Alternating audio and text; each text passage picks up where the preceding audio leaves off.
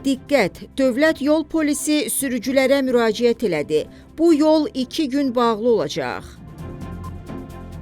Bakı şəhər Dövlət Yol Polisi İdarəsi sabahdan aeroport yolunun bir hissəsində tətbiq olunacaq məhdudiyyətlərlə bağlı hərəkət iştirakçılarına təkrar müraciət edib. Reporta verilən məlumata görə fevralın 14-ü 15-də paytaxtın elektron məlumat sürət tablolarının yenisi ilə əvəz edilməsi məqsədi ilə həyata keçiriləcək işlərlə əlaqədar sözü gedən yolda nəqliyyat vasitələrinin hərəkətinə məhdudiyyət tətbiq edilərək istiqamətlər dəyişdiriləcək. Məhdudiyyət fevralın 14-ü saat 00-dan 7:00-a qədər hava limanı yolundan Koroğlu metro stansiyası istiqamətində, fevralın 15-i qeyd edilən saatlarda isə Koroğlu metro stansiyasından hava limanı istiqamətində tətbiq ediləcək. Dövlət Yol Polisi əməkdaşları Mərdəkan şosesindən gələn sürücüləri Zığ şosesinə, şəhər istiqamətindən gələn sürücüləri isə Suraxanı rayonu Xanlar Ələkbərov və 14 iyul küçəsinə istiqamətləndirəcək. Bundan əlavə sürücülər şəhərdən hava limanı istiqamətinə alternativ olaraq 8 noyabr prospektindən Zığ yoluna keçməklə də hərəkət edə biləcəklər.